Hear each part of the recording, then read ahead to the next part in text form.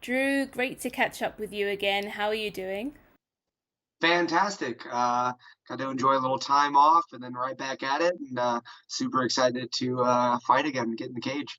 Yeah, I mean, the last time we spoke was prior to your fight with Islam Makhachev at UFC 259. How do you reflect back on that fight? What do you think of your performance? What were your takeaways from that fight? I mean, my takeaways is pretty much what everyone took away from it, which is a surprise. Islam did not throw a punch on his feet, but man, those Dagestani wrestlers are super talented. So he put me on my back. Didn't let me do anything, and I was trying my best to get up and make the fight exciting. And yeah, but what I took from it was, I mean, I just felt the best in the world. So, obviously, I need to improve on my grappling and my jujitsu. I think there was little specific things I need to improve upon after that fight. But man, I have a ton of confidence that I can compete against with the best in the world. I just gotta continually improve. And I mean, that's what I've been doing. I got right back in the gym. We took note of the things I need to improve on specifically, but overall, we're just trying to improve, everything. And I have a firm, confidence that I can stand and train with anyone in the division, but I need to work on being able to stay on my feet. Yeah, so what are the kind of things, I know you just, touched on it there, but what are the kind of things that you feel that you need to improve on, from that fight? And what I have you think, been working on? yeah, I think preparing for what Diego Ferreira, the fight didn't happen, but then preparing for Islam, I was working diligently on my grappling defense, my wrestling defense, my grappling defense, and I was so defensive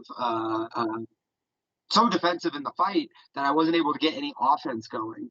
And so I think mentally, or the game plan mistake was not touching on the offense. I got to be threatening off my back. I need to be threatening with my wrestling.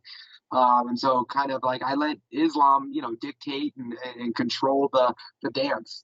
So, I can't basically rely strictly on my striking to be offensive.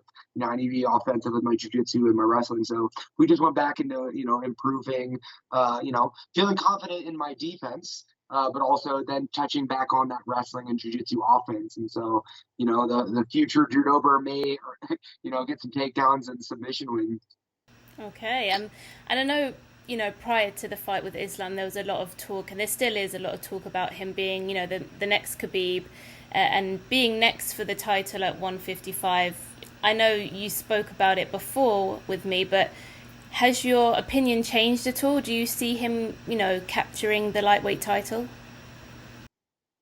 It's hard to say. I still believe that Islam is not like Khabib whatsoever. I think they're two totally different. May have the same styles, but mentality wise, they're completely different. And I felt it in the fight. I think Islam just didn't take a lot of risks or take a lot of chances in our fight. He kind of just settled. I mean, he did extremely well, but he just wasn't really going for, the above and the beyond. To be a world champion, you got to take risks. You got to go crazy. And so, do I think he has the ability to become world champion? Yes. Does he have the mindset? I feel like that is still yet to be tested. So, I look forward to seeing him, continuing to fight. He's got a really tough fight coming up next, and man, I'm excited to watch. And sign me up if he wants to do it again. So, the lightweight division looks a little bit different at the moment now with obviously a new champion, Charles Oliveira. What did you think about his performance against Michael Chandler? Oh, fantastic. I think it's just showcased the experience, just being able to weather the first storm and coming out and staying true to himself and getting that KO win. Fighting in the UFC is something different. I don't think guys in other leagues understand that, man. There's no easy fight in the UFC, and the guys that have been around for a while, man, they just have this grit and this tenacity about them. It's hard to put these guys away. And so, but I'm excited. There's been a lot of changes in the lightweight division. Not only, a new reigning champion with the Dustin Poirier and Conor McGregor fight, and then, Paul Felder retiring. Like, there's so many changes and stuff like that. With all this, chaos, man, I'm excited to see the opportunities and waiting for the dust to settle. Yeah, and you just mentioned there about the Dustin and Conor fight. Obviously, they go at it for a third time. How do you think that goes down? If I was a bet man, I'd put my money on Poirier again.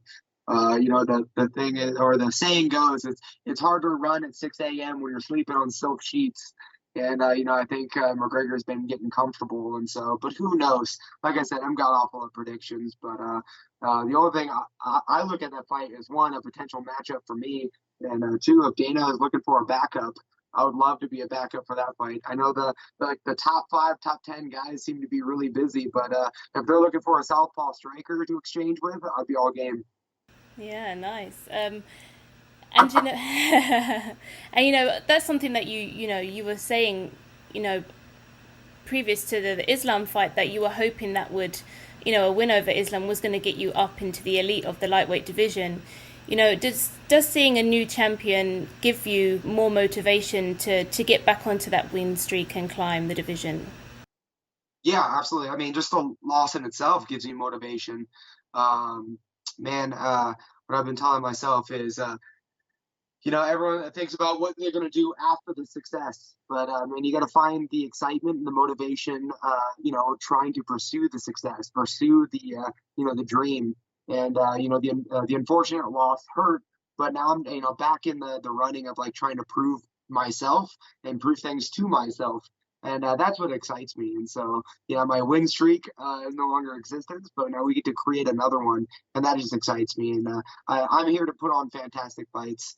I don't chase opponents, I chase bonuses.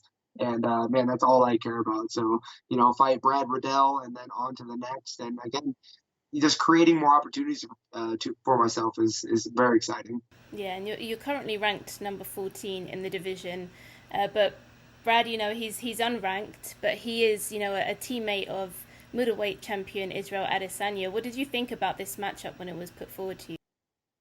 It's fun matchup. He's 4-0 in the UFC, and not a lot of people have heard of him.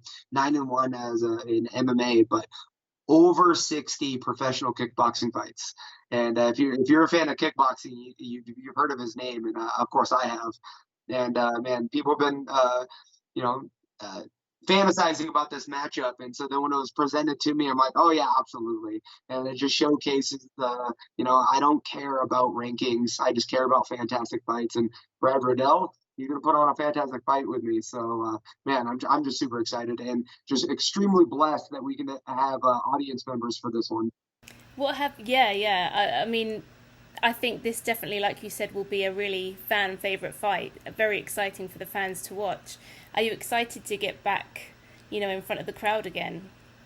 Oh yeah, yeah. I mean, I was trying to put a smile on and pretend like I didn't notice, but I really noticed. And now, as you look back at like my performances, or really all the performances, but when there's the lack of audience, there's also a lack of enthusiasm and lack of drive. And now, since I can hear the cheering and the boos or whatever they decide to do, just the energy in itself is going to make this fight so much more entertaining. Just from the moment I walk out to the moment I get my hand raised, like everything is going to be better. And in terms of, Brad and what you know of him, what have you thought about his past performances? And is there anything that stands out to you about him? So he's a great kickboxer. I watch his fights, and man, he's got some good combinations. He's got some good, temperament, abilities, and like composure. Um, but he's only had 4 fights in the UFC, and so you can look great, fighting, guys that aren't ranked or guys that are this and that. And so I think his talent is there, but I think I will be his toughest opponent yet. And yeah, I think he has a couple of holes. I think he still tries to fight like a kickboxer, and this is MMA, and I mean it's completely different. 4 ounce gloves, the distance, the cage, the everything. It's absolutely different than mixed martial arts. So I feel like Brad Riddell fights like Drew Dober 5 years ago. So I think I'm just going to be more evolved than he is, and I'm going to showcase the full spectrum of MMA in our fight. So, in your head, how do you see the fight going down on June 12th? I'm fantasizing knockouts. I mean, every time I'm thinking about or imagining the fight, I always see myself, getting the knockout and getting my hand raised, and that's how I like seeing all my fights. Yeah, well, we really look forward to seeing this one. Thank you so much for talking to me today, Drew. I appreciate it.